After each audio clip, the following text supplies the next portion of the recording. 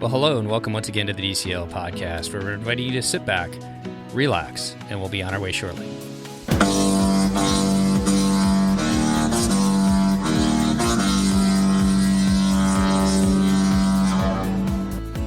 Well, welcome back to the DCL podcast, your podcast to help you and your family cruise a little smarter. And I'd like to welcome back to the show all the way down in Los Angeles. How you doing today, Chris? I'm doing good. Good day. Good day. I just got to say, Cad Bane. Book of Boba Fett spoilers.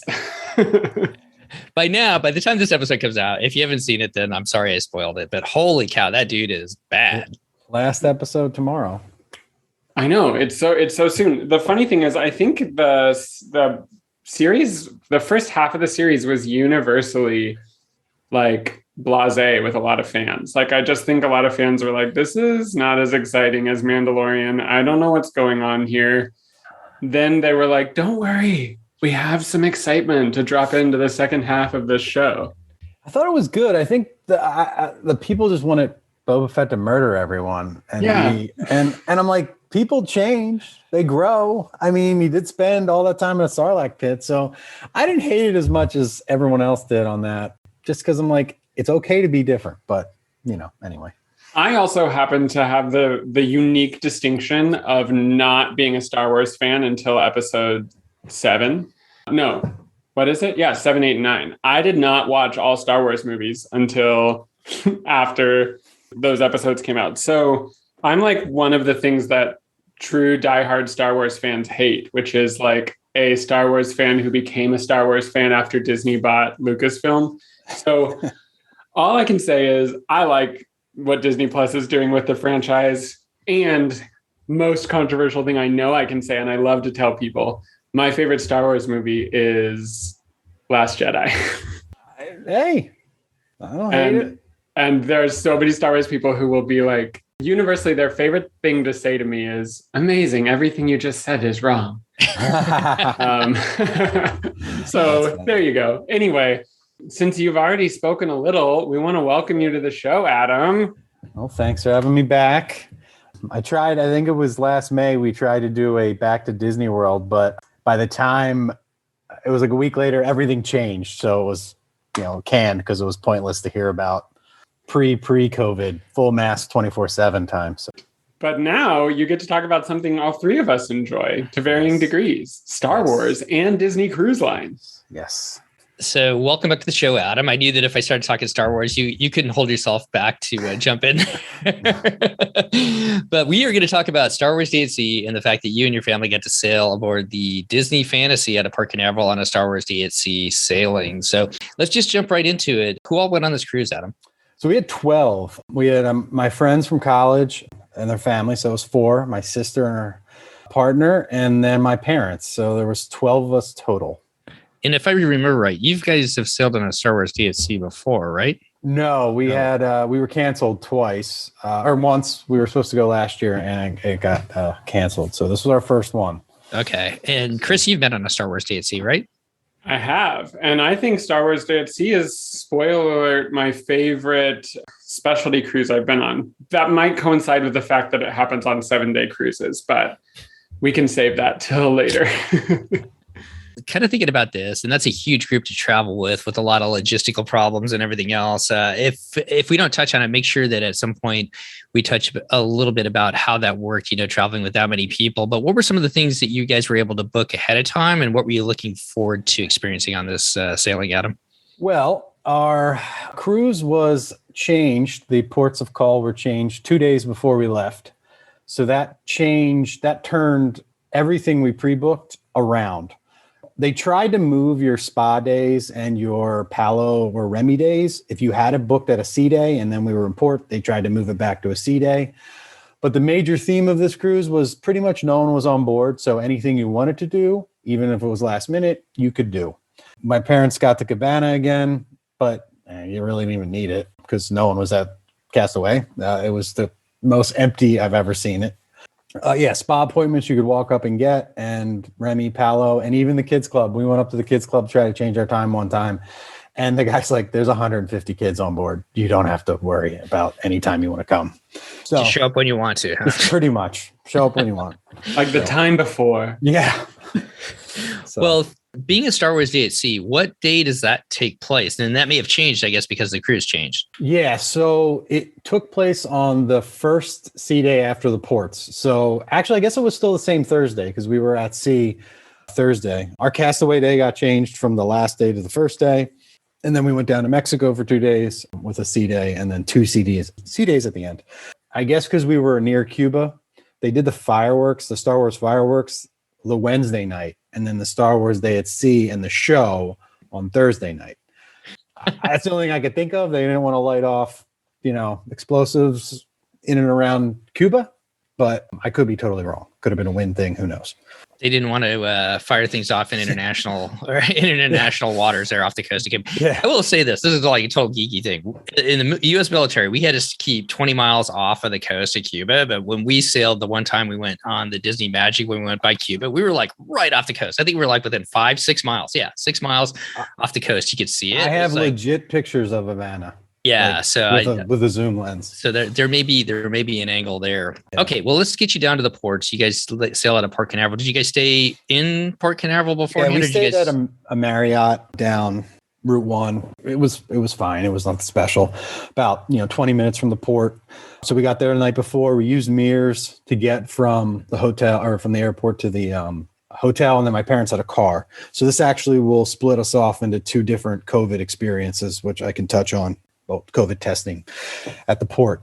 Yeah, we stayed there. We got up the next morning. This is really weird in the psychology of traveling nowadays, and especially with the Disney cruise lines with having to pass a COVID test. I always had in the back of my mind, someone was going to fail. We were going to fail, and we were going to have to plan a whole new trip, stay down in Florida for the week.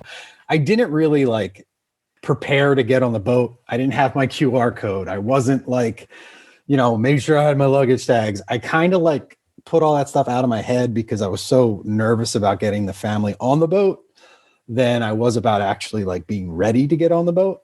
My cruise time was 11. I thought that was when I was supposed to board and I had to be there earlier for a COVID test, but that's when I was supposed to go for my COVID test. So we got there at 9:30 because I've heard it was at least an hour and all this stuff. So we get there and we were turned away. They were basically just get out. You can't be here. So we went and hung out at a gas station for 45 minutes and then came back.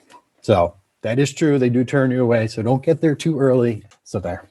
So you guys took your own, you guys took a rental car up there. My parents had their car because they came. Your parents had a car. Yeah, Key West. Okay. So you guys finally get up there. Were you able to get in without all the paperwork and stuff then eventually? Yeah, they kept looking at my reservation number. I had a picture of that. I didn't have the QR codes.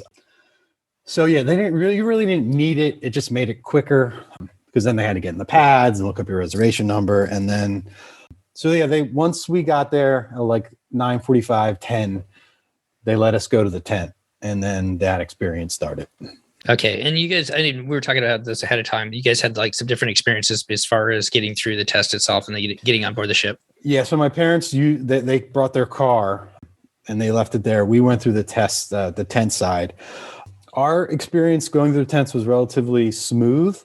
We do self-swab. They made my son self-swab, which I don't know how effective that was because he's never done that before and just was kind of sticking it everywhere. So we did the test. We put it in. Then we went into our tent. My parents sat in the car. And we had the car people seemed to take a lot longer. We were already on board, sitting down, eating, and they got their call to go that they cleared. So the car people seemed to take a lot longer than the tent people, but that could have just been our situation. You sailed during the height of Omicron, which I don't know if this is CDC confirmed, but seems to be maybe one of the most contagious variants that we have faced. It seems like all my friends who made it the entire pandemic without getting COVID finally succumbed to Omicron.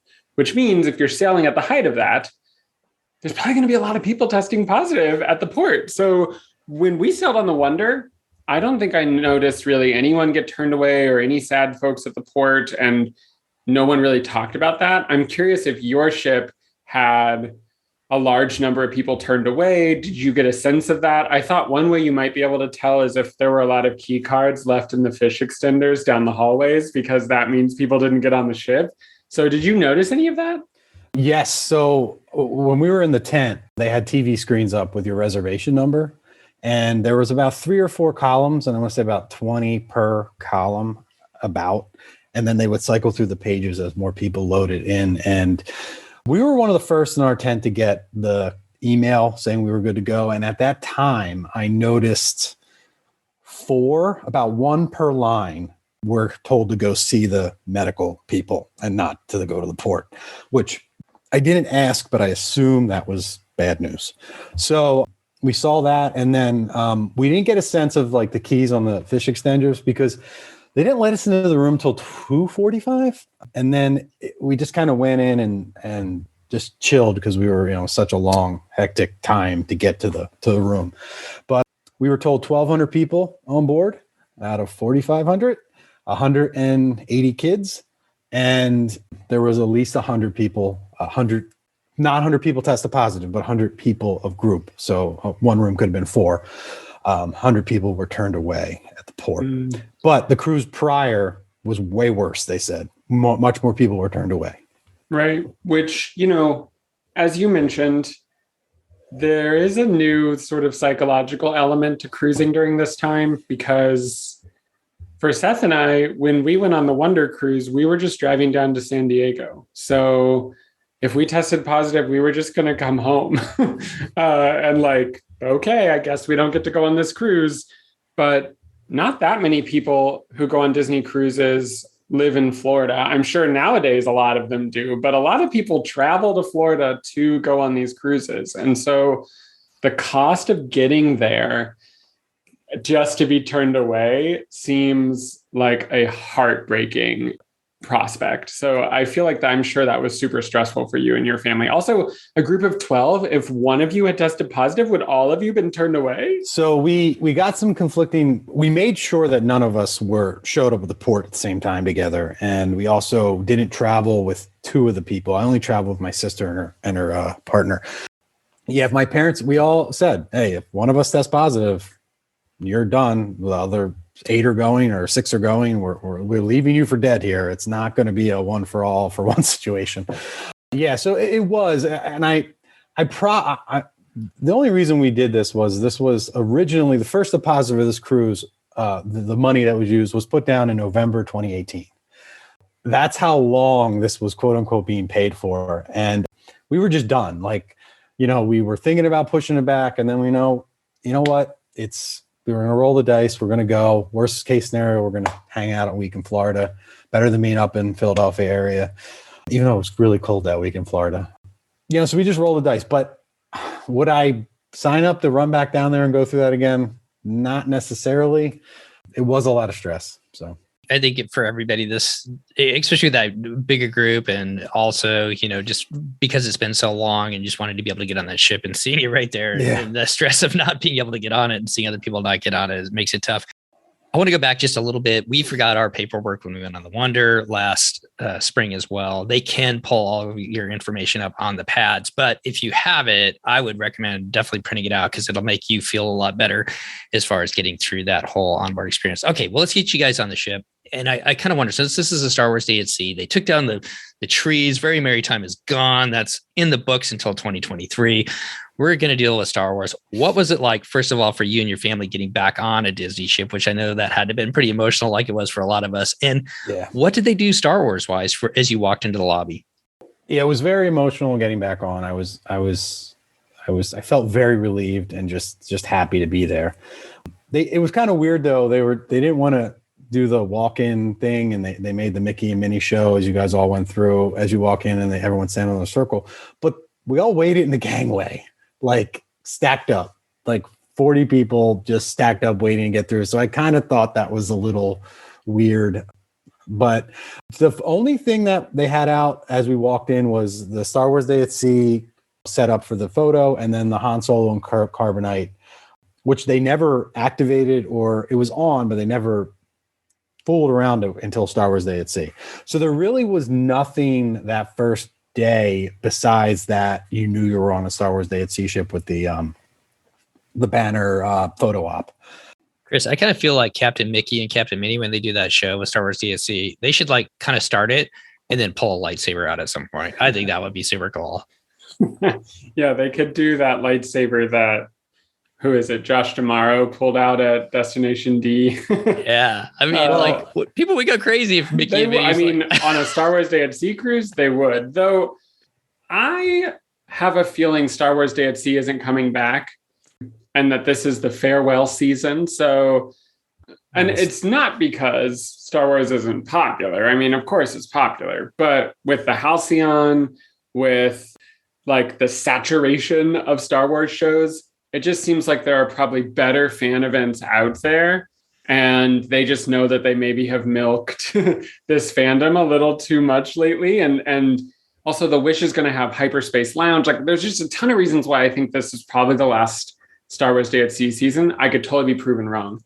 But well, we looked next year. It seems like Pixar Day at Sea. Right. They've announced the Pixar Day at Sea for 2023. Yeah, I didn't see Star Wars Day at Sea. I could be wrong, but I didn't see it on their website yet. And they had the Marvel ones out of Miami still. Right. So you could be right. And I like to say we were on the Star Wars Galactic Sea Cruiser. They actually repaint over the fantasy on the side of the ship. The Halcyon too. Yeah. So good to be back on board. Let's just kind of move through this part because I really want to get to the Star Wars stuff because I know that you guys are a big Star Wars fan. So this is basically you, your wife, your son, and did your daughter go with too? Yep. Okay, so the four of you. What kind of cabin did you guys book for the four of you? We had the family ocean view veranda, the bigger one, middle deck 9.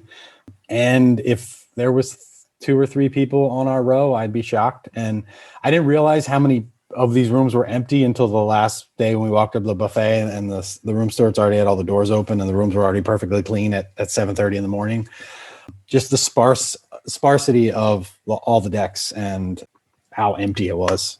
It just really was kind of jarring. So what was that like? I'll be honest, like our Wonder Cruise and our Dream Cruise is about 60% over Thanksgiving. And I thought that was perfect. I mean, I'm going to be totally maybe a little how do I say the right word? I'm trying to find the right word here. Maybe like I'm taking advantage of the situation right now. I mean, I love the fact that there's only 60% of the people. It felt busy at times, but it didn't feel dead. So like there was stuff going on, but you never felt crowded whatsoever. What did it feel like for you guys on the Fantasy? A ghost town. It was really weird. There were okay, so the only other cruises were on were full sellouts, and being in the dining rooms with no one around you, maybe a third full, if that. Our server just had us 12 for our seating. So we had a server and an assistant server that had no other people to take care of. The character has never had lines. You would just walk down into the lobby and they'd be standing there doing nothing. Like literally, I walked on Star Wars Day at Sea and Ahsoka was in the lobby. And I was like, whoa, hey, Ahsoka. Just no one was there. So that was really weird. You know, I think the mask, Disney has the mask inside 100% all the time policy, even with photos. And I think that deterred people possibly, maybe, I don't know, from really hitting the characters because, you know, how many masked photographs do you want with Mickey after your first? Probably not that many. So that was really weird. And then even the shows, like we saw Frozen and we were the only people in a row. It's just bizarre. That's all I can say about it. It was really bizarre. It's got to be hard on the performers to like feel like they're not popular or liked. Like when we were on the Wonder, we found Cinderella alone in a theater, and we were like, it felt truly awkward to walk down all the steps of the Buena Vista Theater without a line or anybody. And just the whole time Cinderella's waving at us as we walk towards her because awkward, here comes 2 adults. And then we talked for a little while because like, what else are you going to do? So I do feel like, and especially for like the cast of Frozen and whatever else, you don't get to feed off of the audience energy because, you know, even if you and your party of 12 were just like living it up in that theater, it's still a big theater and they're not going to get that energy from you. And so it just seems like it must be hard on them because there's just not a lot of energy to feed off of in an audience. And they did Aladdin, Frozen, Believe, off for Star Wars night show, and then Believe. So, and two shows each night. So they were running them, and if anything, at that point, it's just getting practice. Yeah. They're probably rotating the cast around, having different people in different roles. But, I don't know what their break-even point is on a cruise, but I imagine 1,200 isn't it on the Fantasy. So that cruise, unless they make the most out of training opportunities and using the extra staff to clean and using the extra staff to get maintenance done in certain rooms, and unless they're doing that, it just, they're sailing on these cruises just to keep the cruise line going, not to make a profit at this point. So that's hard. I do think that it's weird in our little podcast community to speculate when they knew the Wish was going to be delivered a month late and how nervous they were about making that announcement. But on the heels of Omicron and how your cruise had to have their itinerary changed, and honestly, I'm a little jealous that you got to sail a Western cruise itinerary with 3 sea days because that's what makes the Eastern Caribbean so fun, because you get those 3 sea days. So anyway, I feel like it's a weird world that we're in, and I feel for the crew. That's really all I'm saying. Yeah, they were definitely seemed bored at times, and we did learn though, if you were a cast facing crewman, you had your own room, and if you were like a maintenance man and didn't, or like the engine room guy or a chef that never saw anyone, then you would have a roommate. So that's what they told us. Also, our midship detective agency had the Muppet shut down, and that's because that deck, the back area of that deck was completely locked and off. I believe that's where the quarantine rooms were for passengers who tested positive during the cruise, or anyone who tested positive, because it had access to air and you could not get back there. And they did not have the Muppets on midship detective because we didn't get to see Pepe's room. Well, we tend to always go through food and everything else, and then we get to the specialty day and we breeze through it really quickly. So let's turn the tables here a little bit. Let's talk about Star Wars D&C. You have a question? No, there's one thing on the food real quick. We did Palo and Remy. The Palo menu changed. Be aware, our bill was a lot more than it was last time. I think the first time we went was like $30 a head. This one was pushing over $100 a head after you add in desserts and everything. So just be aware of that when you go. Food was great. Experience was great, especially with alcohol, and get out of hand real quick. And then we did Remy for the first time. We literally were the only people in the restaurant. We sat in the wine room and we had an amazing time. Perfect. So just quick on those things. If you're on the boats in the next couple months or weeks and no one's on there, just try to take advantage of it. That sounds amazing, honestly. I hear what you're saying about Palo costing more. We've already talked about this on our show, so I could just briefly restate. I prefer New Palo. I think it's better. I know there's a ton of people who don't, but I prefer New Palo only because I like the menu better. I've been desiring for them to have a steakhouse that felt like a steakhouse menu, and they have that now. Yep. And every other cruise line has that. So I prefer that. But the cost of it is annoying. And I do think people are going to complain a lot when they start realizing that the prefix menu isn't as fun. Yeah. And if you don't do the prefix menu, it costs quite a bit more. And because of the lack of people on board, the dining room was on point with food. And I ordered the lamb at Palo, and literally the next day it was on the menu in the dining room. And I was like, but it's just one of those things. Again, I don't care. We were on vacation the first time back. You could have served me, chicken on Palo and I would have been happy. So, but besides the point, just wanted to get that out there on the specialties for this cruise. No, that's really good. And to your point, if you book Palo, you see that $45 price on your booking, that is for the prefix menu. Yes. If you go off the prefix menu, that's where your price can go up. So definitely in there. So when you get there, make sure you take a look at that, I guess, if you decide to do something different other than the prefix. Okay, let's get into Star Wars D&C. What were you able to book ahead of time? Were you able to book anything ahead of time as far as experiences? And I know, Chris, you've got experiences on this too, so you can throw in what you had as well. So yes, so they let you book Darth Vader, and then C-3PO, R2, and then Chewbacca. So the Rebels were together, and then Darth Vader was by himself. They let you book that early. They had added a Darth Vader meet and greet and C-3PO meet and greet the first C-Day to have two of them. They didn't tell you when they put them up. So I didn't know until well after the facts. We both got 8 a.m. times because I wasn't on the website checking every day because I didn't know that was going to be a thing.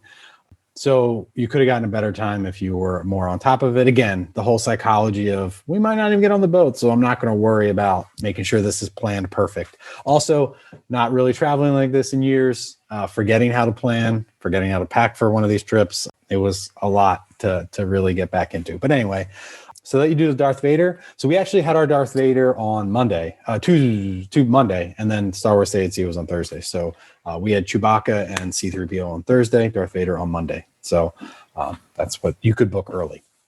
Yeah, that's the same as it's been in years past. Yeah. The last cruise I went on was February of 2020, and it was a Star Wars Day at Sea. So I went on Star Wars Day at Sea, the only season you previously could have gone on a Star Wars Day at Sea, and sounds like it was the same. It also sounds like they didn't need to do all those extra things for the size of your ship, but they have the people there, so why not? Yep. So it's not, they split them up because to give people an opportunity to meet Darth Vader, because not everybody can generally meet Darth Vader on Star Wars Day at Sea. Am I correct, typically, it's typically just too many people, so they'll throw Darth Vader on other days. The only weird thing is they do a storyline for Star Wars Day at Sea, like a loose storyline. It's not like, what they're going to do with the Galactic Star Cruiser, but the storyline is that Darth Vader has taken over the ship with the First Order. That was what they sort of went with on the cruise that I went on. And they also had the fireworks show be the finale of that storyline. So hearing that the fireworks show is on a different day than your Star Wars Day at Sea, and hearing that they had Darth Vader all over the ship in different places makes me think that they also probably had to make some pretty big adjustments for Star Wars Day at Sea this time around. Yeah, I did. I was not aware of any storyline on Star Wars Day at Sea. The Darth Vader was cool. I mean, I wouldn't say he was like movie quality. He was just below movie quality. He talked, which was cool. Chewbacca was more movie quality, and the droids were movie quality. Darth Vader had a little too much plastic. You could see in the shiny lights they were doing on him. So, sorry, I've got a little nerd on you guys, but he talked. You could have a loose conversation with him if you stayed within the script. If you answered his questions and not went off, he would go back and forth with you, which was pretty cool.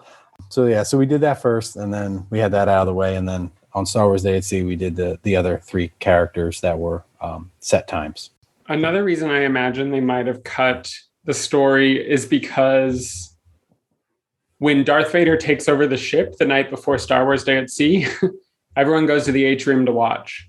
And they don't want anything like that during COVID. So I bet you they just cut that out of the programming altogether. And also, most people were disappointed when they went because it was like 90 seconds of Star Wars music.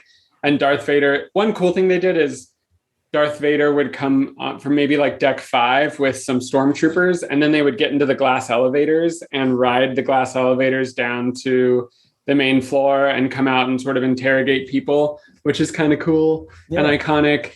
But that's the loose storyline they had before. And then in that finale fireworks show, it was sort of like the First Order and, the rebels and people, good versus evil, which, let's be honest, that's really all Star Wars ever has been, is good versus evil. Yeah. So I get it, loose is the way I would describe the storyline, but I bet they cut it all together because they don't want you gathering indoors. Yeah, that would make sense. Side note too, with Star Wars Day, the whole store experience, we actually kind of friended one of the workers who ran one of the stores or worked in one of the stores, and they said to us that they had to call like emergency resupply from Walt Disney World for Star Wars stuff because they got nothing. They did not authorize them to buy anything for Star Wars Day at Sea because of what happened with your last year, and they basically had to chuck everything, and all the stuff they ordered for 2021 got all chucked or sold at extreme discounts. So they had a pin, a limited edition 600 pin, and they had a shirt.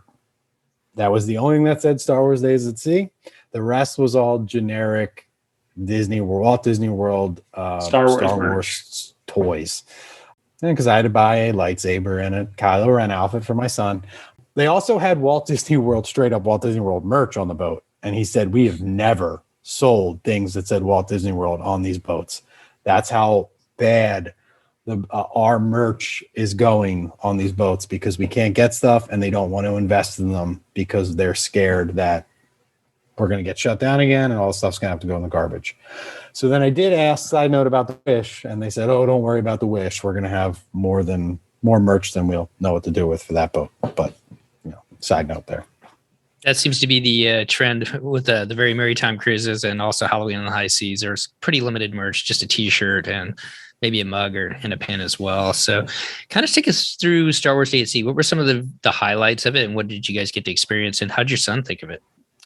So we started out early, C-3PO and Chewbacca. That was really cool. C-3PO interacted, talked. He talked. Chewbacca did Chewbacca roars. So that was a lot of fun. We did selfies and stuff and stuff because because of the mask, we didn't buy a picture because, again, why? We did that first thing in the morning. We went and got some breakfast, and then we were pretty much posted up in the pool all day.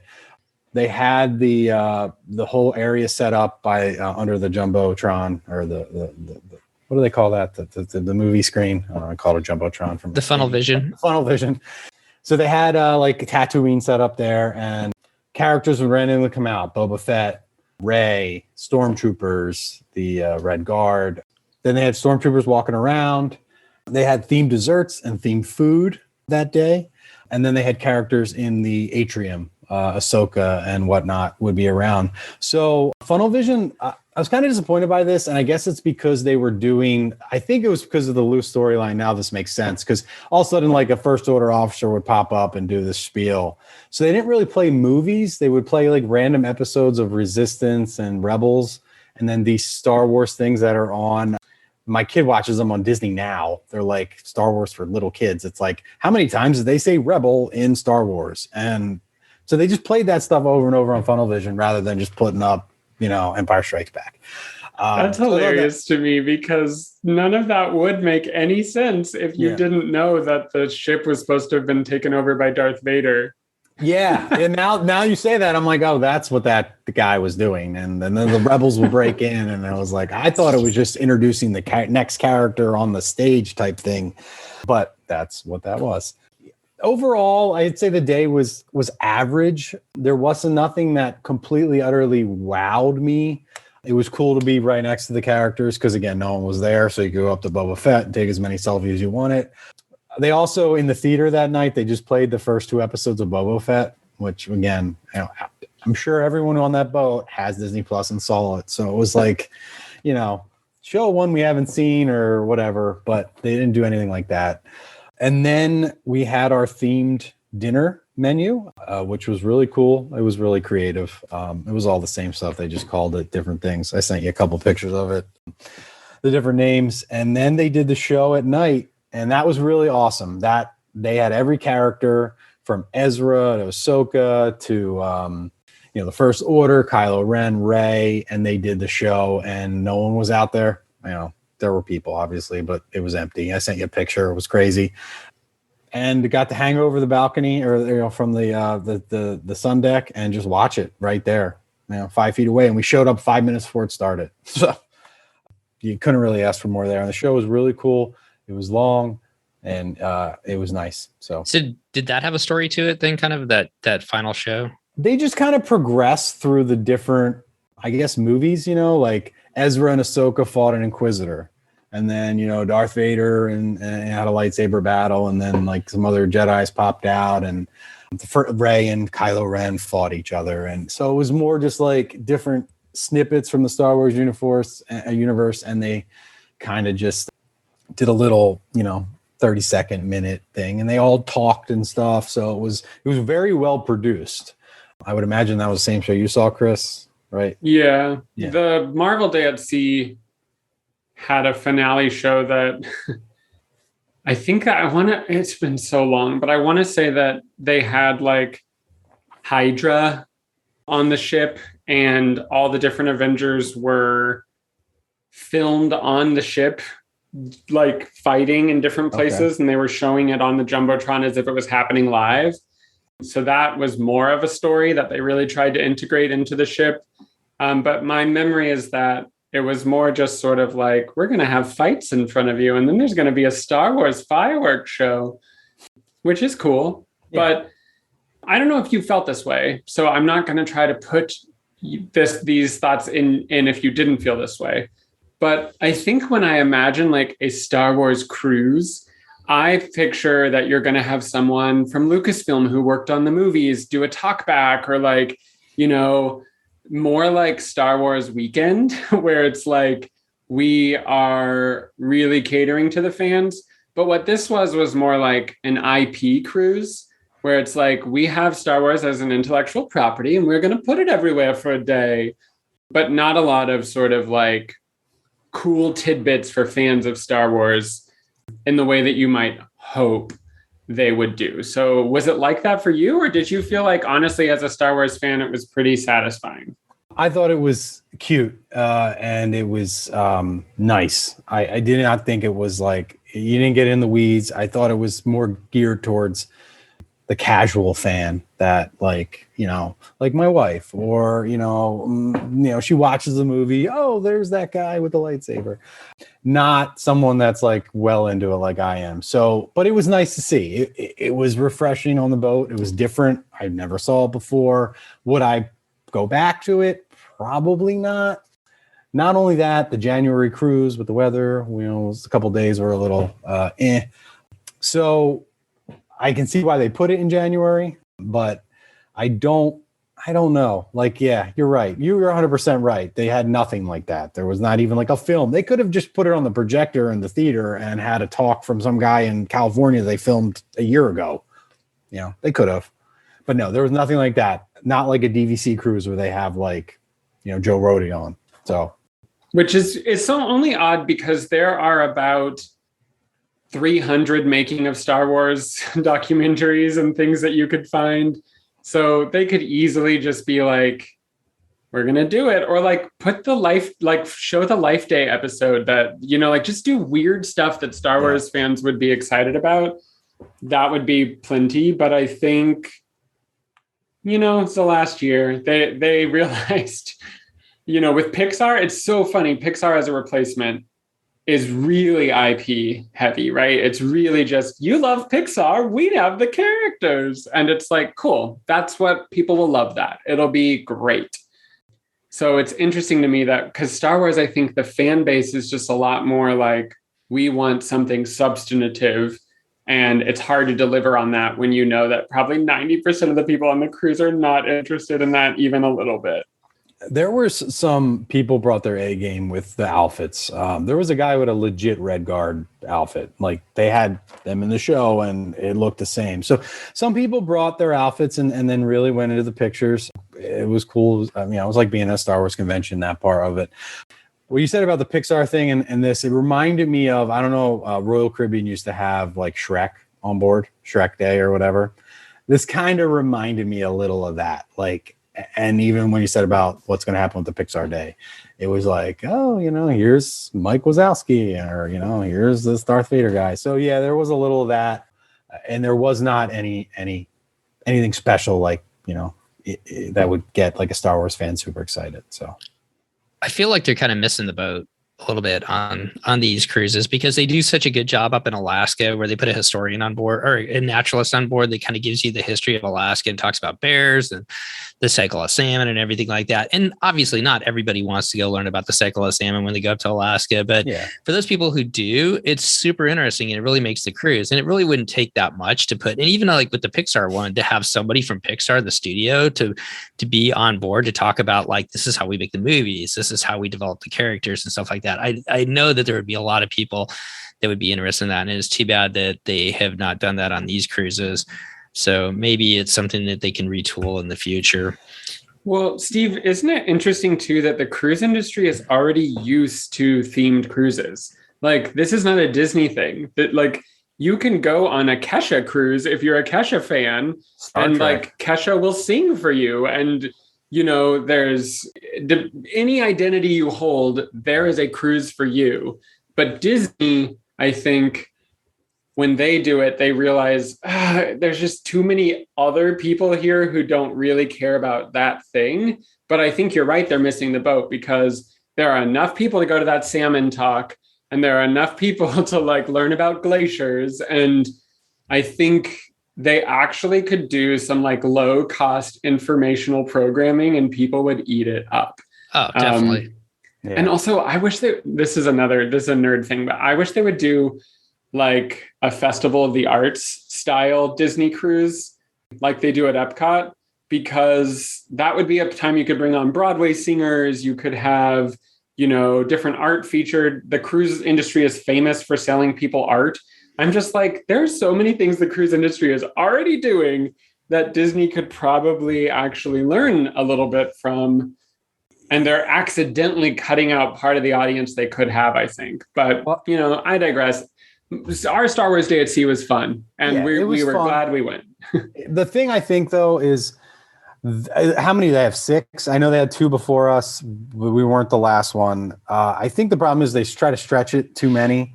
So they have to keep it so a person who doesn't know anything about Star Wars could still have fun on the cruise. If they just had 2 Star Wars Days at Sea cruises in the year and then funneled all the Star Wars fans on that boat, and then really plussed it up. Yeah, and if someone almost like a DVC member cruise, yeah, and they could charge more, honestly, they could. I hate to say that, but they only held 2 of them a year, and you did get to talk to a video of Tamir Morrison talking about being Boba Fett for 15 minutes. People like me would pay a couple extra $100 on top of what they already charge to go on that. Well, And the funniest thing is that the reason the cruise industry has these special cruises is because they use their oldest, worst ships, because they know that the ship is not the draw here. Kesha's the draw, or, knitting is the draw. I am sure there's a knitting cruise. Just find it. But my point is, people will go on older ships with lower entertainment value because the theme is the entertainment value. Yeah. So as Disney expands the fleet, maybe we'll see some of these cruises that are super specialized, where it's like a Joe Rohde themed cruise, or, Making of the Wish cruise, or something like that. Yeah. I like the way you're thinking. Let's keep these specialty sailings on those old ships like the Fantasy, so that the wonder and the magic can go out there. The primo ships of the fleet can go out there and do other things. So, all right. Well, I hate to do this to you, Adam, because I really wanted to touch on the Star Wars, but you also got to go to 2 different ports in Mexico, one Cozumel, right? And then Costa Maya. Cozumel, yep. Yeah. Did you guys do anything in Cozumel? And I really want to touch on Costa Maya. Yeah, we did nothing. We didn't get off the boat. Okay. We were looking at all. So we had one member of our party that was unvaccinated, a 4-year-old. And if you were unvaccinated for under 5, you had to go on a Disney only excursion. You could not get off the boat otherwise. So they were going off and doing something. We didn't feel like spending the money on it. And we've been to Cozumel a bunch of times. So we literally just rode the Aqueduct all day and watched Funnel Vision. So we didn't get off there. But Costa Maya, we did do a Disney excursion to the Mayan ruins. So Disney just started. Costa Maya is not new to the cruise industry necessarily, but Disney really just started it right before COVID. Yeah. And I know a lot of people haven't been there. Could you give us kind of an overview of Costa Maya and what you guys did there? Yeah, it is literally a dock that goes into it reminded me a lot of Falmouth, which you have a specific area that was probably nothing prior to them building the cruise dock. And they put up a little touristy little shopping area right there. No beaches, nothing you could walk to. You had to either get a taxi. Now there were some resorts down the coast. They do have a Mayan ruin about 45 minutes away, and Disney ran some tours there, and that's what we did. There's not much there outside of the little postage stamp once you walk off the boat. Okay, so did everybody go? Did your son go with you on this? All 12 of us went. Okay. And what did the tour include? Yep. How long was it? And how did he like it? It was $94 for adults, and I want to say 70-ish for him. It was a 45-minute bus ride out to the area, which you got to see some things out there. A lot of nothing, but Also some checkpoints to keep, they said to keep migrants coming from the Belize, but I think it was to keep, people coming to harass the cruise port. They had military checkpoints on the one road in, one road out. So once we left the bubble there, it was just a single road. You went through some small towns, very small towns. 3 pineapples for 50 cents if you were allowed to stop and could do something with 3 pineapples. So then they took you to the park where the ruins were, and the bus was there. They had a little spot to go to the bathroom, buy some knickknacks and some snacks, and then you had a tour guide, basically walk through these ruins. And I'm talking walk through them. You got to get on them, touch them, climb them to a point. You didn't lose your annual pass if you climbed up the Mayan ruin.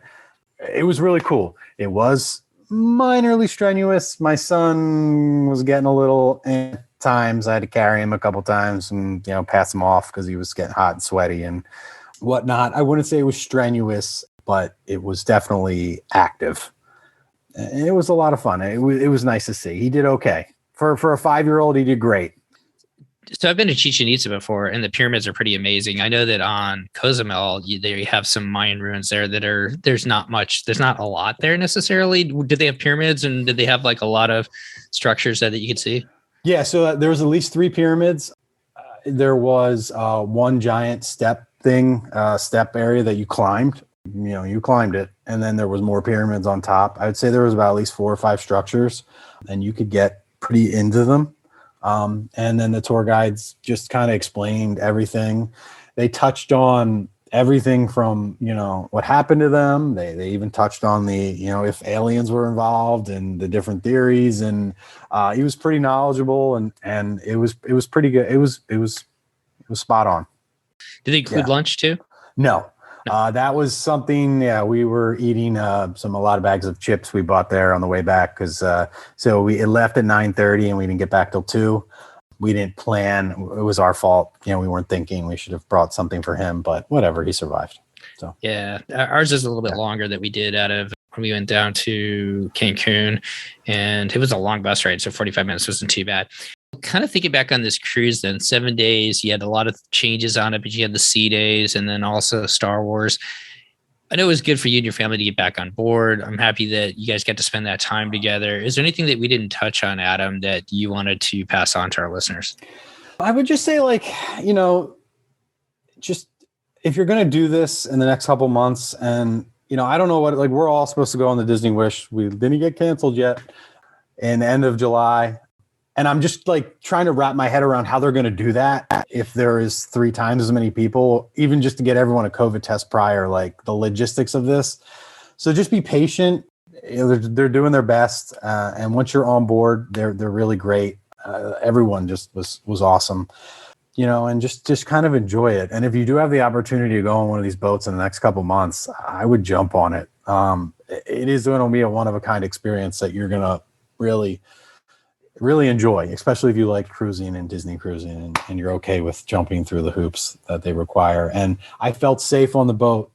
I felt like I'm sure there was COVID on the boat, but I felt like there wasn't. We followed the rules. We wore the masks inside, took them off to eat. Outside, no one cared. Masks off, great. It was a good time. And it was just nice being back. That's really all I can say. I think there's probably some folks who maybe don't feel like now's a good time to cruise, but almost everyone I know who's been on a cruise since cruising restarted really, really enjoys it. So I'm a fan. And cool, you got to go on maybe one of the last ever Star Wars days at sea. So that's fun. Yeah, it definitely just was good being back. But like I said, take it in stride, go with no expectations. And once you're on board, start enjoying it because, it is the stress level was very high. I don't know about your boat, your experiences. Again, you drove, Steve, you're used to just flying around everywhere. So it's probably not a big deal just to hop on a plane and go home for you. But, it was leading up to it, I was trying to get COVID tests for everyone. Here, let's give us all a swab before, just so we know. Not like it mattered. You can't change it. Oh, side note real quick on the COVID test. The friend I went with, his kid had COVID 92 days prior. So he didn't fall under the 90-day rule. So you have to watch testing positive, the whole 90-day thing. So if you are in that 92 over 90 day and you don't fall under their exemption, I would get a COVID test prior to showing up at the port, because you don't know. They pick 90 days. We don't all know the exact science on that. Your body could be different. So just something to be aware of. You might have had recovered, been at that 91st day, but still test positive. So just be aware of that if you're in that zone. So. Well, good points there. Yeah. Adam, are you going to the Star Wars Day, or not Star Wars Day, the Star Wars celebration this year? Yeah. So I'll be in Disneyland Memorial Day weekend. So. Awesome. Well, we will put together a show with you and Chris and all of us to talk about Star Wars after that, because I know that that is near and dear to his heart, and it's always fun to talk to you about as well, Adam. So, well, once again, thanks for coming back and taking the time to talk about your family's experience on the Star Wars Day at Sea of the Beautiful Disney Fantasy. We look forward to, fingers crossed, seeing you on the Disney Wish this summer. That should be a fun sailing, and we'll talk to you when you get back from the Star Wars celebration. So thanks again, Adam, for coming back. Perfect. Well, that's going to wrap up our day. Once again, I really want to thank Adam for coming on and sharing his and his family's experiences as they sailed on the beautiful Disney Fantasy featuring a Star Wars Day at Sea. Whether this is the last season of Star Wars Day at Sea, we're not sure. I think it's one of those things that they're probably going to revamp and bring back at some time, so look for it again in the future. Well, if you've enjoyed the show and you know others who would enjoy it as well, we sure would appreciate it if you'd spread it to them and help get the word out. That helps us grow a little bit more in the Disney cruising, and just the Disney podcasting community in general.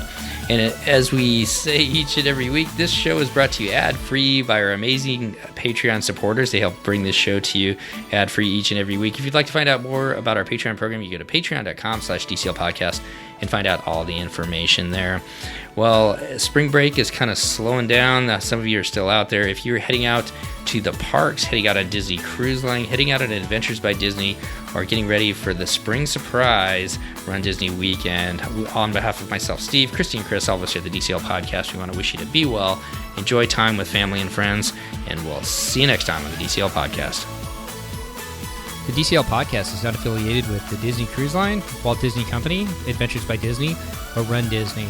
All of the opinions expressed on our shows are those of the hosts and the guests who appear on the show. If you have any questions about any of these products, please contact the Walt Disney Company.